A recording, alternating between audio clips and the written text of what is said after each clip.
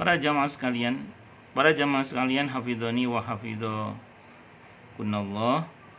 Dengan yang kedua ya, dengan diperlihatkannya jahanam kepada beliau, terkandung isyarat bahwa orang yang hatinya ditenangkan oleh Allah Ta'ala dengan melihat musuh-musuhnya terhina dan tersiksa, maka akan lebih ditenangkan lagi hatinya dengan melihat para pendukungnya dan orang-orang yang dikasihnya mendapat penghormatan, syafaat dan kemuliaan. Nabi ini memang melihat betapa bahayanya neraka, tapi kelebihannya Nabi adalah diberi SK oleh Allah untuk bisa memberikan syafaat guna menyelamatkan umatnya dari siksa api neraka. Dalam hadis qudsi yang sahih disebutkan, itu SK Nabi, SK dari Allah untuk Nabi guna menyelamatkan umatnya dari mara bahaya api neraka itu hingga menjangkau bahkan umatnya yang di hatinya tidak ada kebaikan lagi kecuali ucapan la ilaha illallah. Maka bersyukurlah bagi siapapun yang pernah bersyahadat dengan sepenuh hati, karena syahadat itu yang menjadikan salah satu alasan untuk kita diselamatkan oleh Allah melalui Nabi kita Muhammad Sallallahu Alaihi Wasallam dari api neraka. Cuman jangan terus berkata begini ya, sebelah ngono tak mau la ilaha illallah gak usah sholat ya. Memang akhirnya sih tetap masuk surga, cuman kan lama di neraka dulu. Naudzubillahi min syarri dzalik. Sebisa mungkin tentu kita berusaha dan berharap kepada Allah agar Allah selamatkan kita dari siksa api neraka. Enggak, ini gak usah mampir ke neraka untuk disiksa lah. Amin, Allahumma amin insyaallah. Kemudian yang ketiga, mungkin juga dengan diperlihatkannya jahanam kepada beliau supaya beliau tahu betapa besar karunia Allah Ta'ala ketika menyelamatkan para pengikut beliau dari jahanam atas berkat dan syafaat beliau. Jadi ini penting untuk kita pahami, anugerah yang sangat besar untuk kita umat Nabi Muhammad Sallallahu Alaihi Wasallam, karena Nabi kita Muhammad Sallallahu Alaihi Wasallam adalah Nabi yang dianugerahi oleh Allah izin untuk bisa memberikan syafaat dengan izin Allah. Kemudian yang keempat, atau mungkin juga dengan diperlihatkannya jahanam kepada beliau merupakan isyarat bahwa hari kiamat ketika para nabi dan lainnya ketika para nabi yang lain berkata diriku, sedang Nabi Muhammad Sallallahu Alaihi Wasallam itu berkata umatku. Hal itu terjadi ketika dinyalakannya jahanam. Oleh karena itu Allah Azza wa Jalla kemudian menyuruh Nabi Muhammad Sallallahu Alaihi Wasallam menghalau jahanam. Allah Jalla min qail berfirman, Yauma la yukhzillahu an-nabiyya, At-Tahrim ayat 80 ayat 8. Pada hari ketika Allah tidak menghinakan Nabi Muhammad Sallallahu Alaihi Wasallam. Al-Hafidh Abu Al-Khattab berkata, hikmah dari semua adalah agar beliau memuaskan perhatian untuk memberi syafaat kepada umatnya. Andaikan Allah Ta'ala menenangkan hati beliau, andaikan Allah tidak menenangkan hati beliau, tentu beliau akan sibuk dengan diri sendiri seperti halnya para nabi yang lain. Jadi tenang dan tidak tenangnya hati seseorang, bahkan termasuk para nabi dan rasul, itu karena Allah berkenan atau tidak berkenan menenangkan. Itu kenapa gini ya. Pada saat Nabi Musa menantang atau bermohon dengan sangat agak maksalah, ingin bicara langsung dengan Allah. Kenapa kok Nabi Musa pingsan itu di Gunung Tursina itu?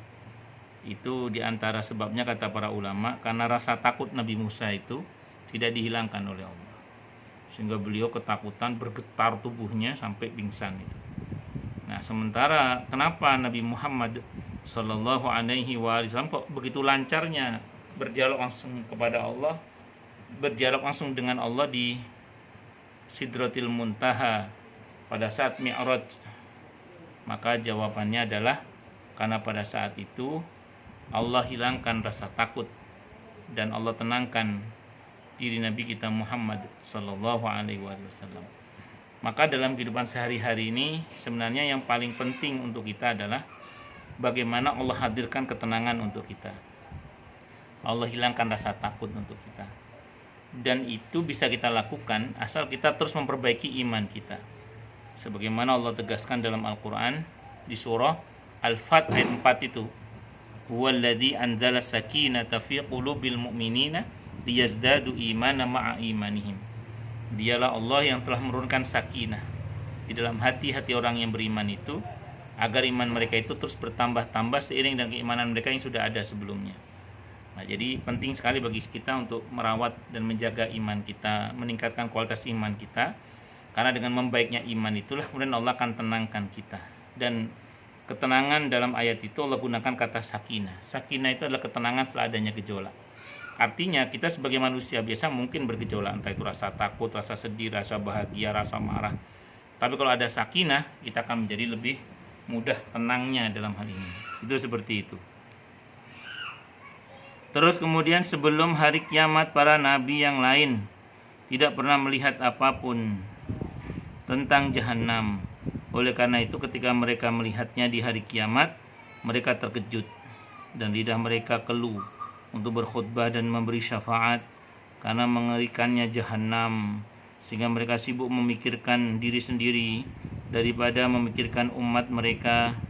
Adapun nabi kita, yaitu Nabi Muhammad sallallahu alaihi wasallam, sudah pernah melihat itu semua, maka beliau tidak terkejut lagi seperti mereka, sehingga masih bisa berkhutbah.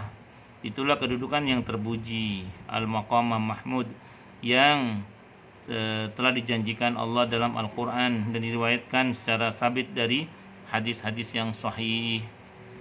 Kemudian yang keenam, di sini terkandung dalil fikih bahwa surga dan neraka telah diciptakan. Jadi berbeda dengan pendapat kaum Mu'tazilah yang mengingkari telah diciptakannya surga dan neraka. Dalil ini cukup memadai berdasarkan zahir Al-Quran pada firman-Nya, u'iddat lil muttaqin. Surga itu telah disediakan oleh Allah untuk orang-orang yang bertakwa.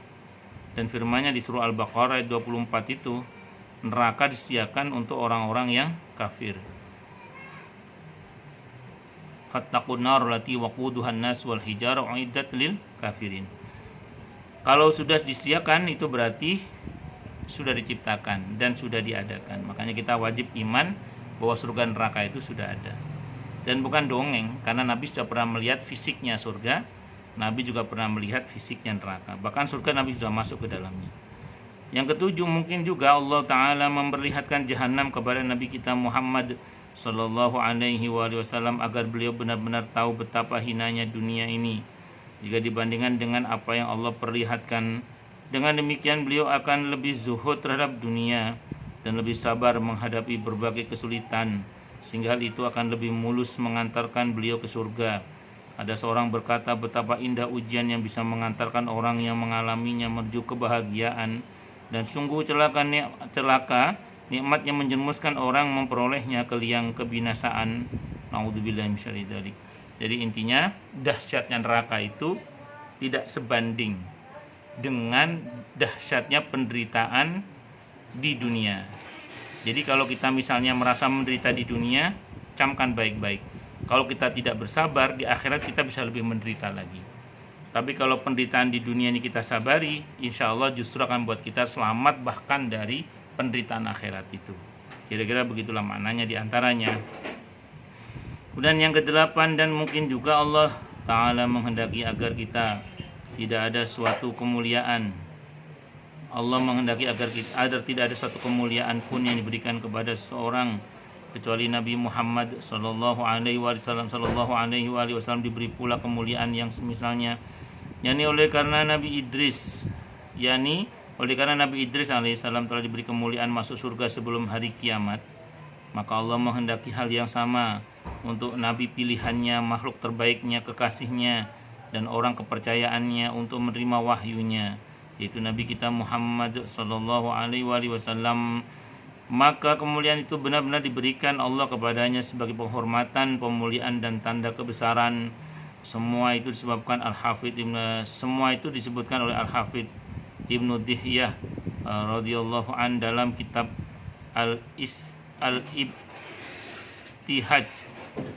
Al-Ibtihaj fi Ahadisil Mi'raj. Wallahu alam bisawab. Ya, ini ya di antara hal-hal yang bisa saya jelaskan terkait dengan kemuliaan Nabi kita Muhammad Sallallahu Alaihi Wasallam yang diberi kemuliaan oleh Allah di saat-saat menegangkan, bukan ingat dirinya tapi lebih mengingat kepada umatnya, karena saking cintanya beliau kepada umatnya. Saya ulang, kita bersyukur kepada Allah menjadi umat Nabi Muhammad Sallallahu Alaihi Wasallam.